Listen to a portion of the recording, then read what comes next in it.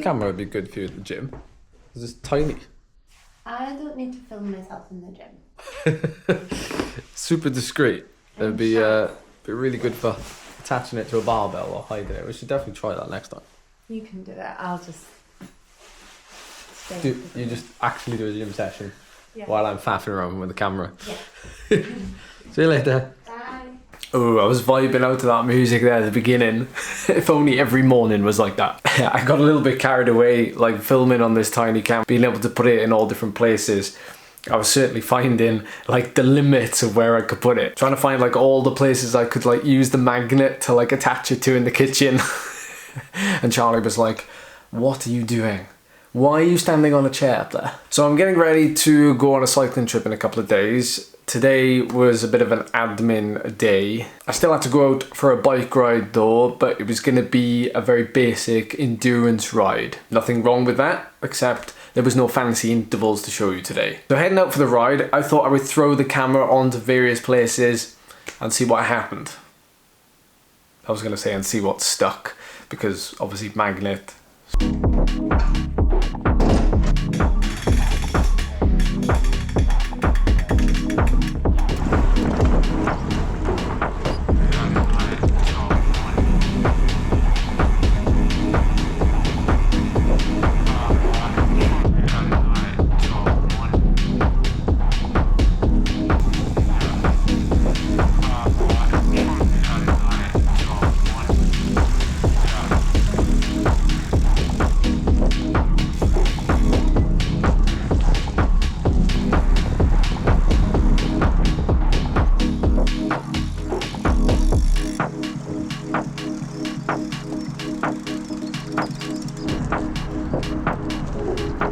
I'll tell you one thing, having used a fair few different Insta360 cameras on the bike in various different positions, I can certainly say that the GO3S, given its size and the fact that it only weighs about 40 grams, is certainly the most practical.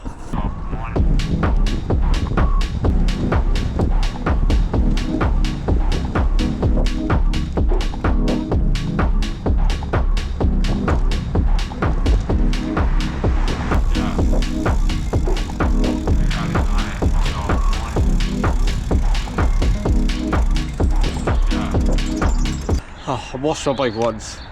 I've literally ridden for 25 minutes, so now I'm going to wash it again. Look at the state on it. That cycle path is filthy, but at least it's direct and I don't have to mess with traffic much. I'm reaching for this camera more and more often now, as opposed to the Insta360 X4 and the Ace Pro. It's kind of been my go-to camera just because of how small it is and how little I have to faff with it. Once you set things in the settings, you're pretty much done. And I can get far more creative with it, and also it takes up far less room and less weight in my back pocket when I'm riding along. But what I found out today, it was the first time I attached it to a big selfie stick on the back of my bike, is that actually it feels like there's nothing on the back of the bike. Whereas before, and traditionally, people use the 360 cameras on the back, which provide certainly some of the better perspectives.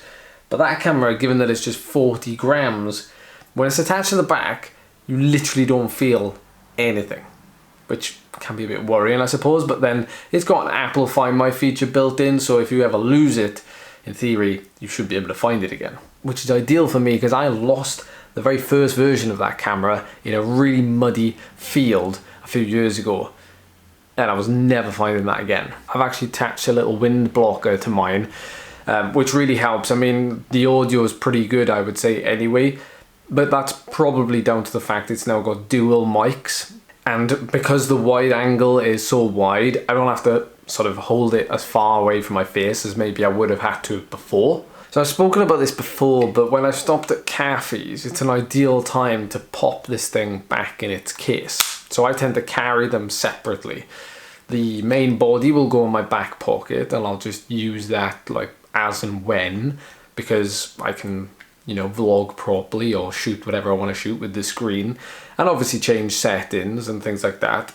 And you can check the battery life too, but more importantly, chance to just recharge this, and you can do that just by simply popping it back in, and while you're there sipping your lovely artisan coffee, you can be rest assured that the charge is topping up. But I'll certainly be using it a heck of a lot more this year, certainly, just because of the simplicity of it and the sheer weightlessness of this unit. It just lends itself to what I do. Well, I just got back home in time for that one.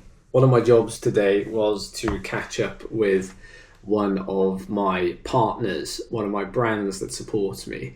And I'm glad I got out for that ride earlier, because now I have to wait in all day for a delivery. But the call went well, and it was basically just a bit of a catch up, finding out what their plans are for this year, and obviously sharing my plans. And, you know, seeing what we can do together. It doesn't happen every day, but most days I'm sat at this desk scribbling notes, brainstorming, whether that be coaching, whether that be social media, whether that be editing. It's a bit of a juggling act, but this is generally where it all happens. But the rest of the day is still fairly busy. I'm getting ready for a trip to Tenerife in a couple of days for a cycling trip, and just making sure I've got everything ready for that.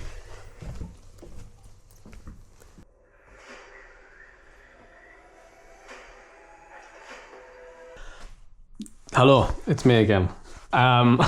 Different mount, same person. Just started to pack some kit for the trip to Tenerife. I'm not going to need a lot, really. So I just need shorts, jerseys, maybe arm warmers and a rain cape.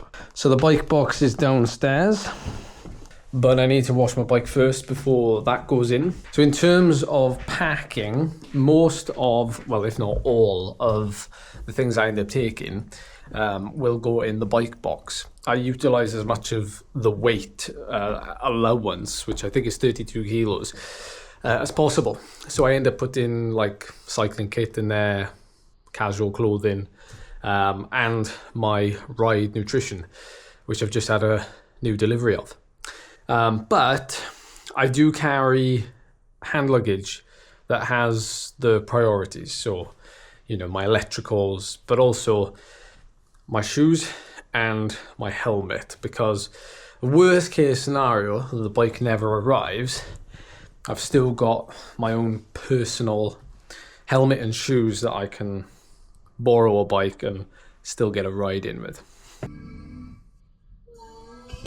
I'm making a slow cooker recipe tonight, and I need to get on with it because it's already 4 p.m. and it's going to take at least 3 hours to cook. So we're going to go for a Tex-Mex chicken pasta.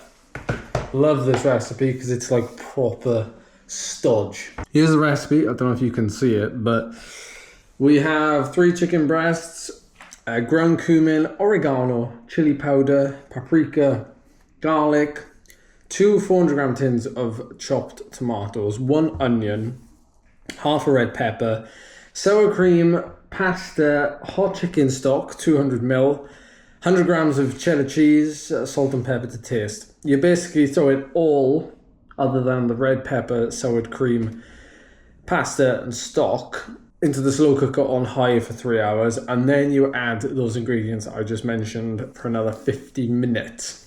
So nearly 4 hours of cooking time, but it tastes good. Yeah.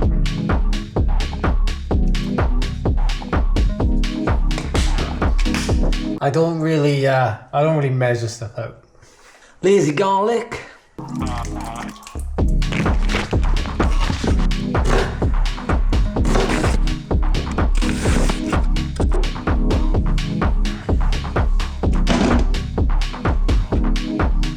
Bosh. We love slow cooker recipes. Doesn't matter if it's vegan, vegetarian, high protein. I don't care. I love the simplicity of it. It's a good test of the GO3S's low light filming capabilities. Right, it's 6:30 p.m. One last job for the day, and that's to fit some new tyres to the wheels that I'm going to be taking to Tenerife. The Continental 5000 TT TRs. So we're going to set them up now with some Tubolito in the tubes. I would set them up tubeless, but I haven't got the ability to do that right now. Valve and the tyre label. That is tradition, right?